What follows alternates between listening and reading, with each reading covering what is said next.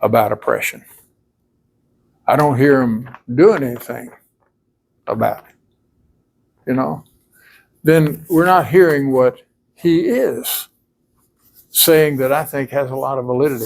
You know the difference between charity and justice? This is too easy and we'll make it more complicated someday. Charity.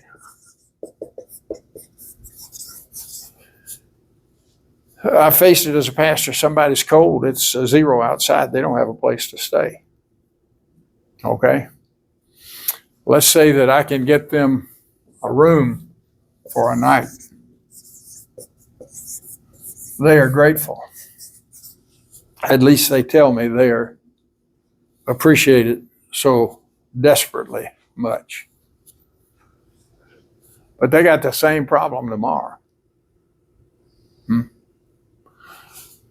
problem with charity is it deals with a symptom. How do you get at a cause? You know the old story, they start pulling these babies out of the river. Somebody's throwing babies in the river, so they pulling babies out of the river. And finally somebody says, you know, we're doing this 3 or 4 times a day. Why don't we go upriver and find out who's throwing them in there and do something about that? Justice deals with cause. How do we address the systemic issues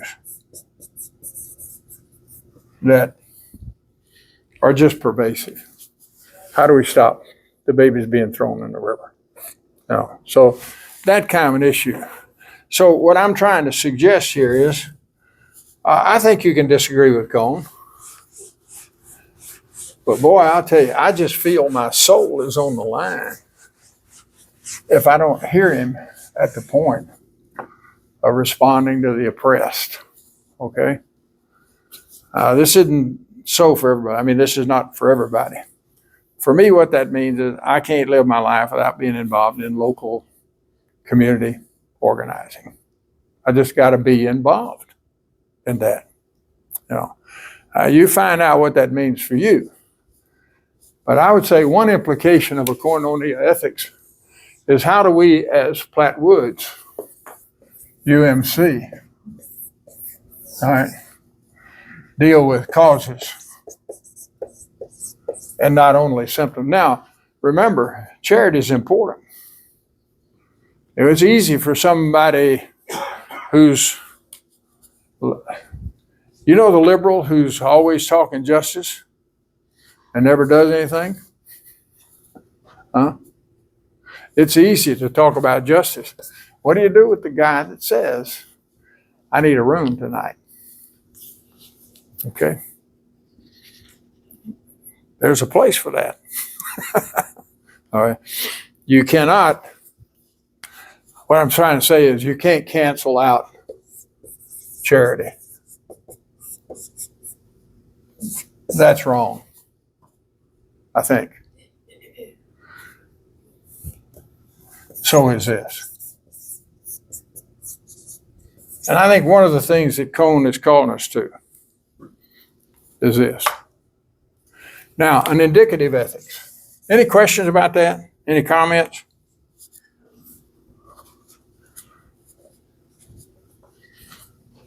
Does that make sense? Yeah, please. You know, I have a comment.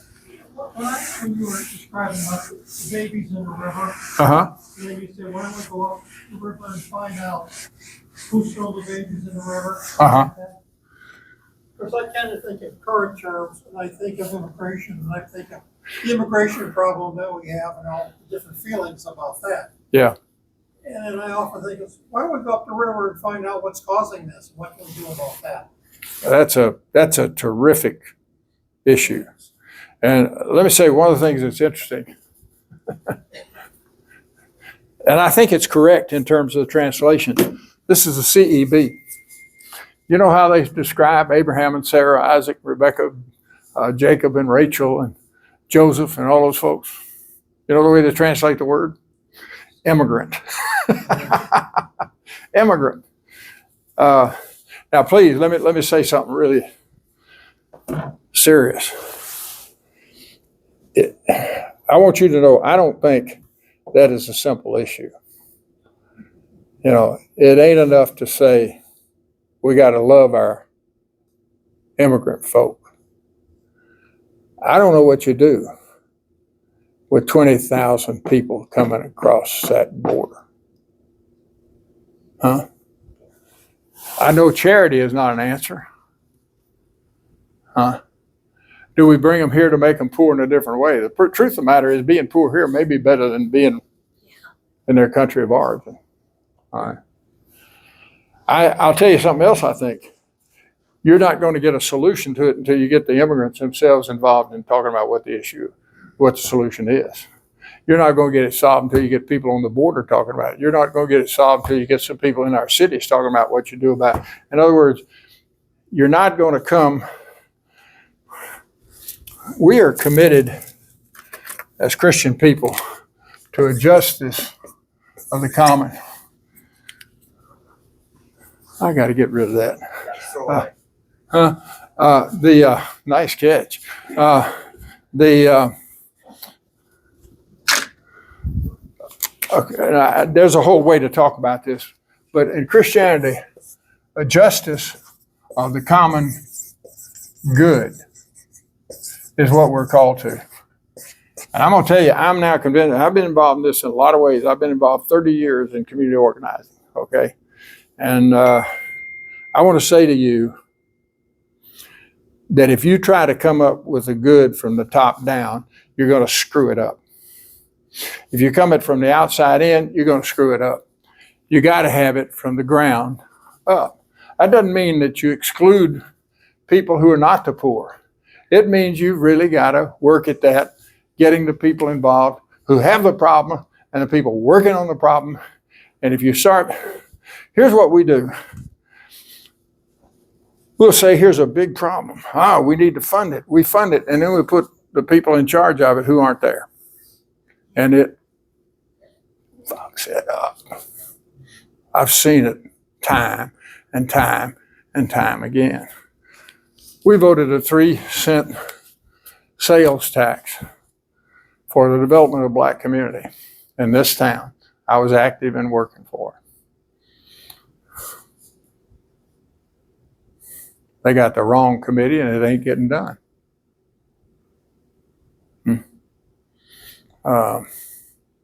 And I'm not talking about, that's my opinion. That's the opinion of a host of people I work with all the time. Yeah, what am I trying to say? I'm trying to say, I don't want you to think I've got some idea, hey, we could just solve this immigration problem if we were all Christians. It's going to take a whole lot of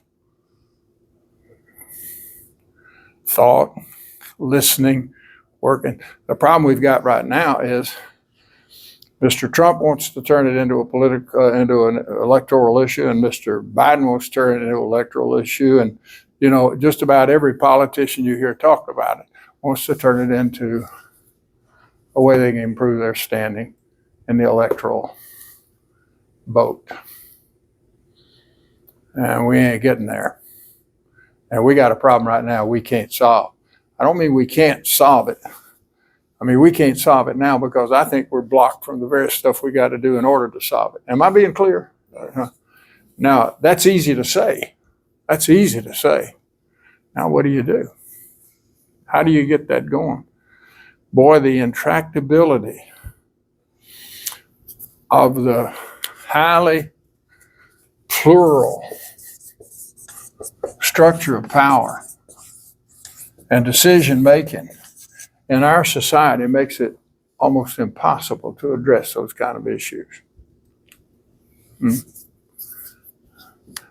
Now, I'm trying to respond as honestly as I can to a very live issue you're proposing.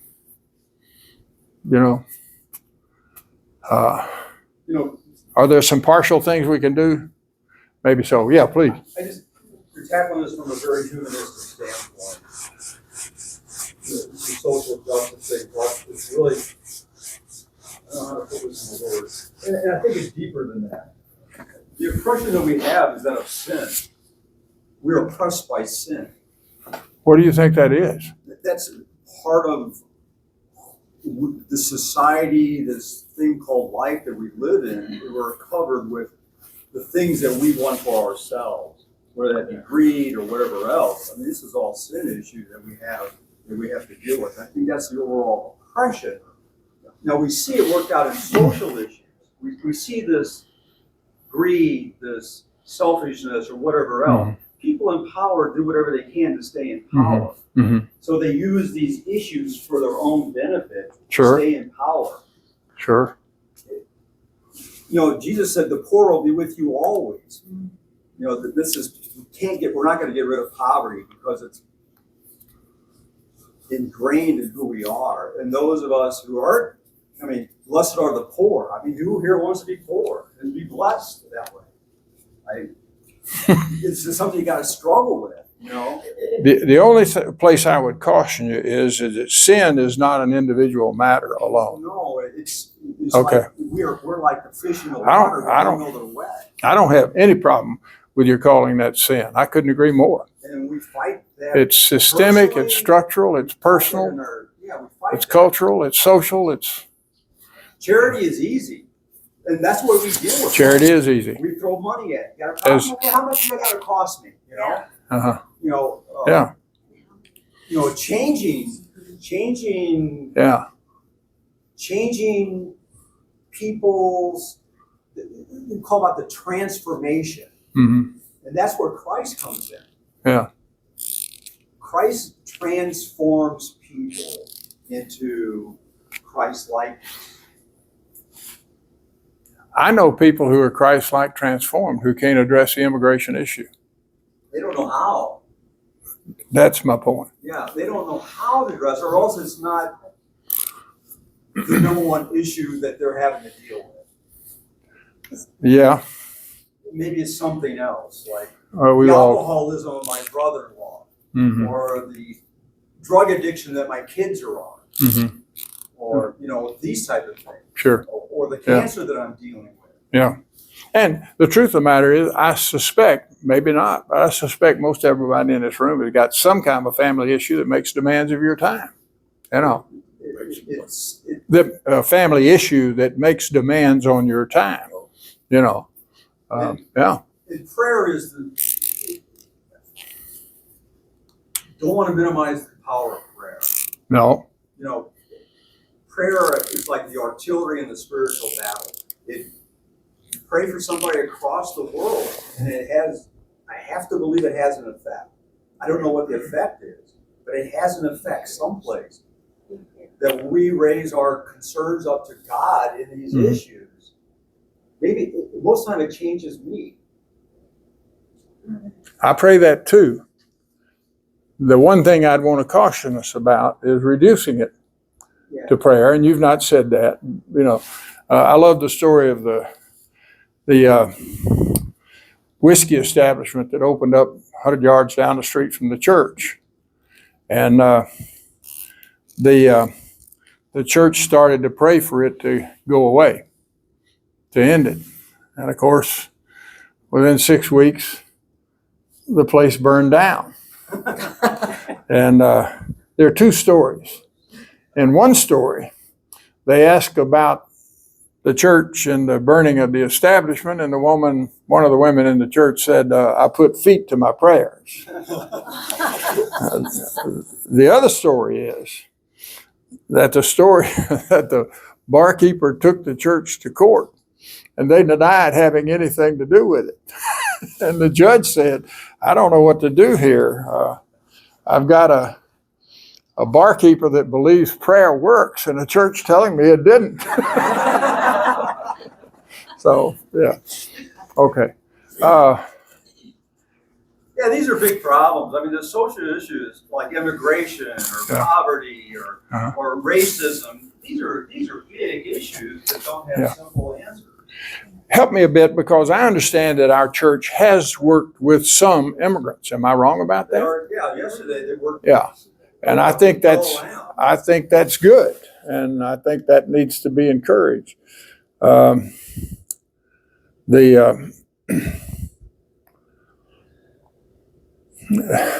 Let me, yeah, please. Over our approach, this issue, and also I cannot represent overall leadership's opinion, but I can do at least for our justice ministry group. Yeah, it's a big, difficult issue. Hard to find the right way how we can practice as Jesus followers. But at least we have a couple of points we believe is a foundation we can grow. First is awareness. Get to know more about what's going on. That's the first thing our justice ministry team at the church dealing with this issue. Find out more, understand what's going on. The second step is building the relationship with these people. Just knowing them about the issue and then getting these people, in a deeper way, like those volunteers helping that, immigrants, refugees coming into our town, helping their moving and getting to know the people. That's the different That's level. important And then the third level is kind of a commitment.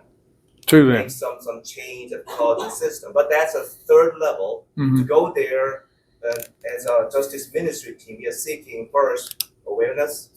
We'd like to know also some relationship with the people. That's how kind of we approach to this issue. And I think that's important. And I think someplace in there is the awareness in these relationships is to draw people to Christ.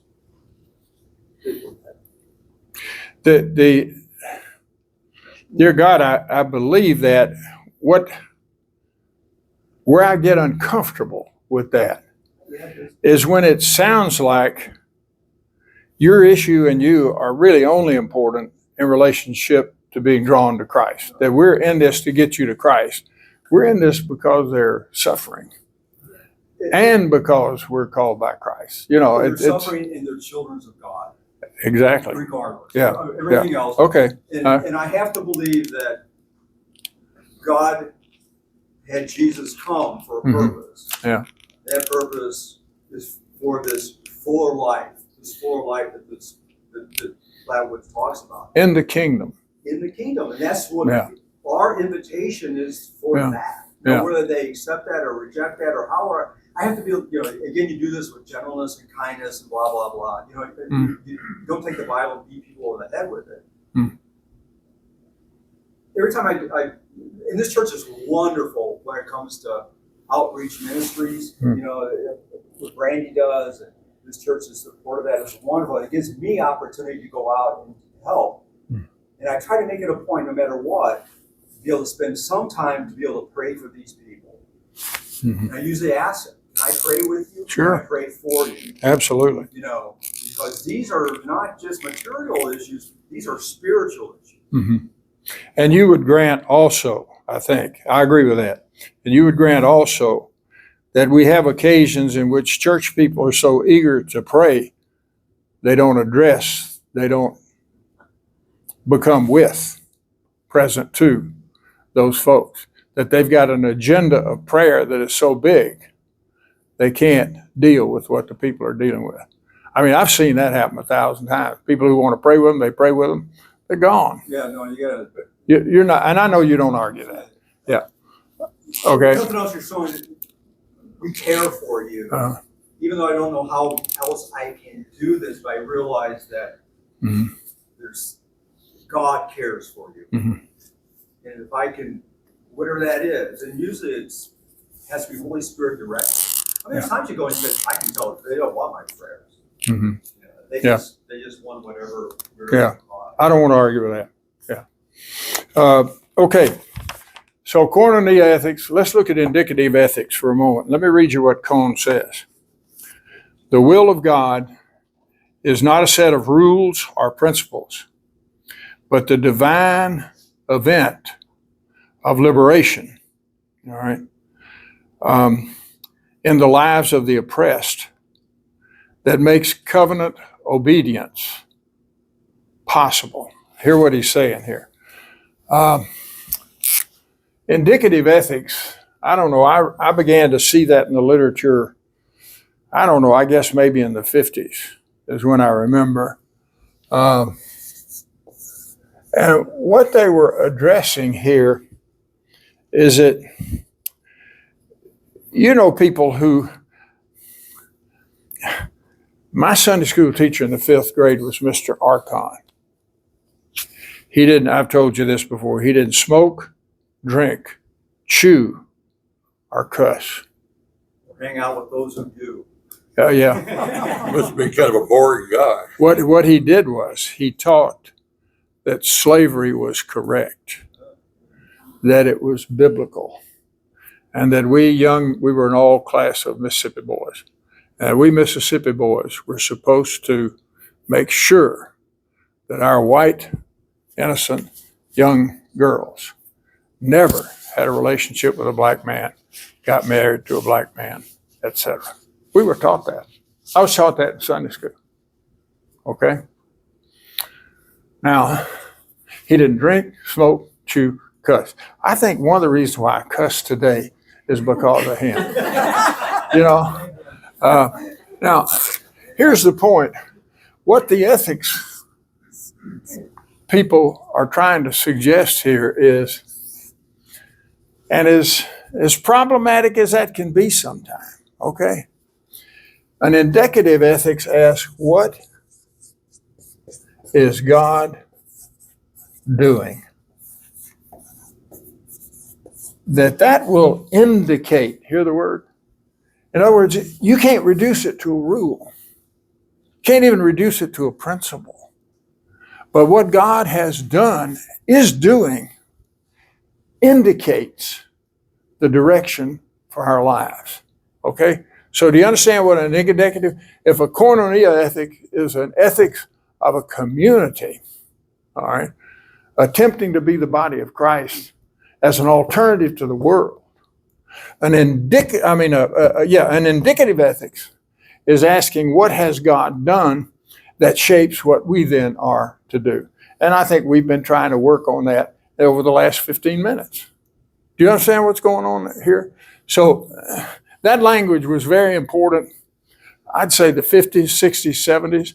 I think it still has something to offer us, okay? Which is a good reason, one of the reasons to study Cone and others. He's not the only one who argued that, of course, but nevertheless. All right. He says, what am I to do? He says, I am to be a liberator for Christ. For that is what we are. We're people liberated by Christ. What is the risk of faith? To hammer out criteria of ethical judgment in the community of the oppressed. We've been doing that. How do we make some judgments, some decisions in terms of our response to people who are immigrants? Right and wrong, he says, are existential and historical realities defined by black struggle and liberation in the social context of servitude. Let me put it this way. When you say something is an existential issue, that is, it comes at us in the very fabric of existence itself. I think immigration is like that. How in the world do you address that thing? You know, it's existential. It's so wrapped up in our. I don't think we'll solve that problem in the next 50 years. Yeah. You see this existentialism? Yeah. That's for me to ask you. I've read it and read it and read it, and I went to Google and I read definition after definition after definition. Yeah. And I came here with this written on here. Please ask him, what in the world in first grade term in high school? Tell me a simple way to define existentialism. Now you just killed me with simple, but nevertheless, let's. Something that we can understand. All right. Let me try to put it this way. It is bound up with the very business of living itself. It is to exist, is to deal with it. Arrogance is an existential issue. If you're not arrogant, you're going to have to deal with it with people who are. Let me put it the other way. Passivity. How many people are passive in the face of things that lead to their very own captivity. It's just, any of you got a son, daughter, granddaughter who's arrogant? Surely not. Any of you got a son, daughter, husband, wife who's passive? They take crap they ought not take. And you say we deal with it every day. Let me put it the way Reinhold Niebuhr would have done it. Maybe this is helpful. Reinhold Niebuhr says the self is able to make an object of the self. Okay? Is that idolatry? Now you're going to the temptation. The temptation then is the arrogance. Okay? And that's what Niebuhr tended to emphasize. But we're also finite. Okay? In other words, here we can make an object of the self, but here we know we're limited. What does that mean? When we make an object of the self and see that we're limited, that we're finite, here I am. I'm 89 years old. My gosh. I'm going to bleep and die. I could die today. I might get so excited over the Chiefs game that I'll just flat F and die. Okay? And then what do? Then Niebuhr says, I get anxious. And when I get anxious, I'll move in one of two directions. One is in the direction, you're right, Don, of arrogance. I'm going to say, I ain't going to die. Not anytime soon. With this body, with me working out, hey, I'm a jock. Sample, you're 89. Yeah, but I'm an unusual 89-year-old. Oh, really? Notice that little tick in your gut? My dad noticed that at 96. He had a little problem. And my dad was far more alive than I am. Okay? He had liver cancer. He died in 3 weeks. So the temptation of arrogance. The other one is the temptation finitude. He called it passivity, self-loss. So what shape does that take? Sample, you're going to die. I know. And you know what? God, I got aches and pains. I got to quit all this working out. I got to quit doing all this crap I'm doing. I'm going to die. I can sit in front of TV. I can watch ball games. I can just try to forget what's going on. And I become this passive example of losing myself in triviality. Niebuhr says that's existential. That participates in the very fabric of who we are as a self and what we do. Does that help? Now, Now, let me just say to you, just so we're honest,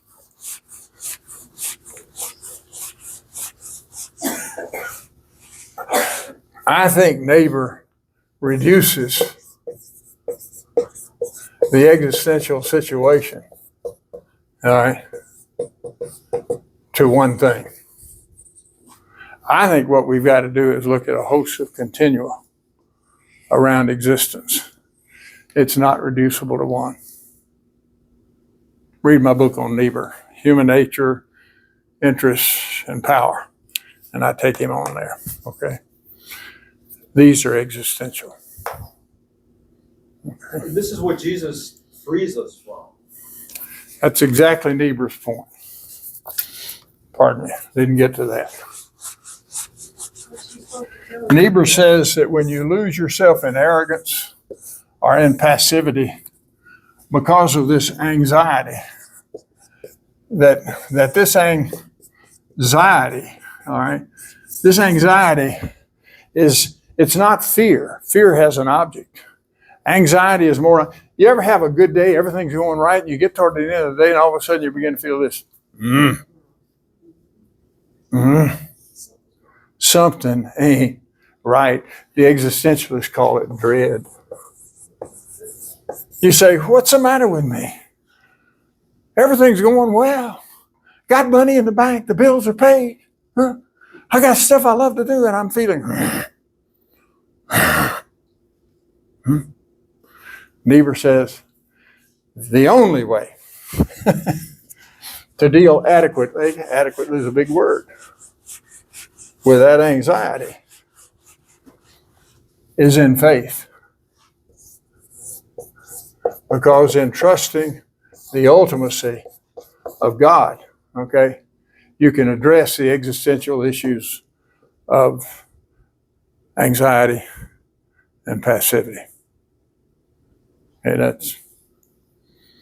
I think there's a lot of wisdom in Niebuhr about the issue of faith.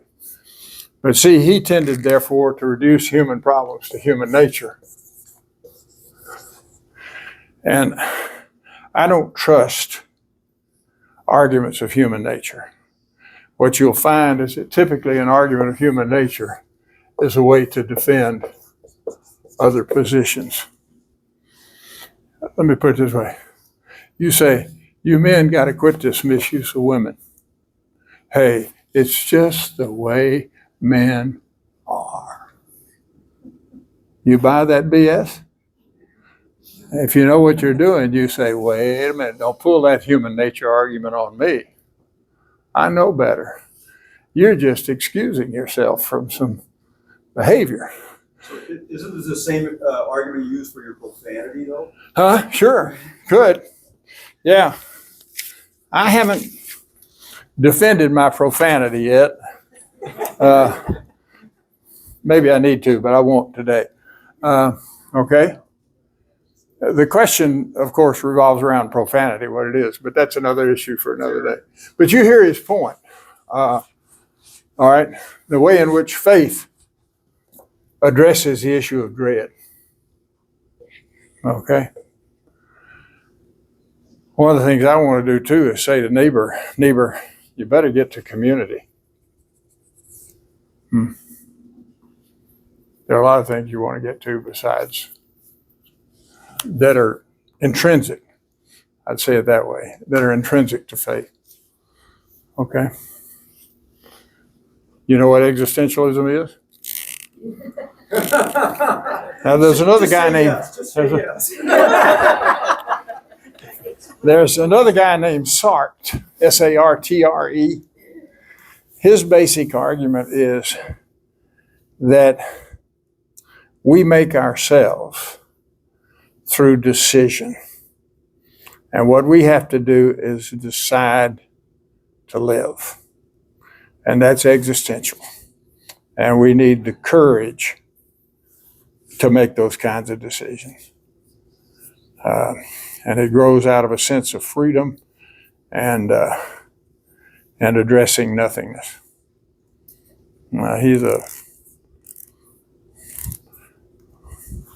Sometime we'll do Sartre if you want. He's important. He's wrong, I think. But we're all wrong, right? We're all wrong. Some more right than others. I think that's right. I think that's true. I keep trying to convince you of that about me, but never let. No, I got it messed up too. What? Oh God. Okay, so you get what Koinonia ethics is: an alternative community, in non-conformity to the world, representing the case, the reign of God, the love ethic, the rest. Indicative ethics, asking what God has done in terms of how we do our ethics. So that Christian faith is not obeying rules, though there are rules, and some of them very helpful at times. It's not so much obeying rules, it's a way of life, okay? With a far richer range of expression than simply obedience to rules taken alone. Now,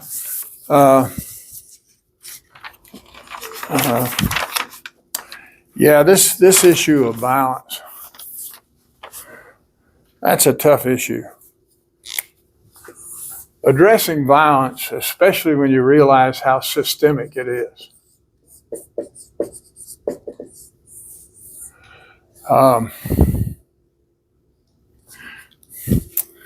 I don't have it with me today. I had the outlines.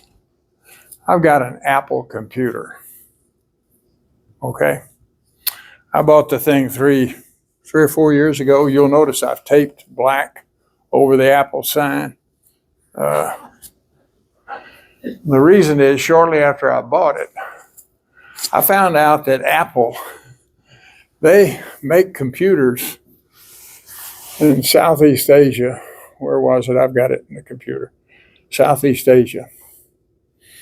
And they work people 12 hours a day, 6 days a week.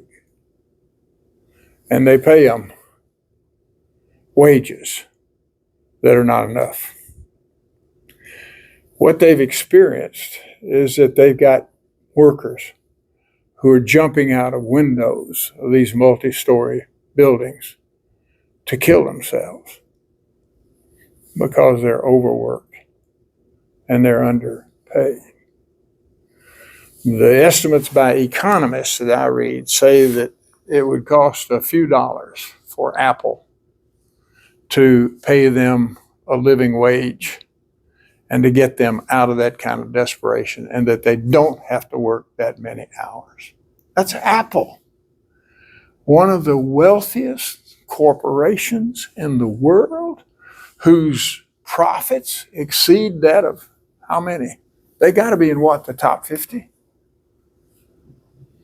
You know what the CEO said? He said, our rates of suicide are no worse than anybody else's. Is that true? I don't know. My point would be your rate ought to be a whole lot better. You ought to eliminate it. You know, what are you going to do? Do you hear what I'm saying? What I'm trying to suggest there is I'm participating. I bought that computer. I'm participating in that systemic violence.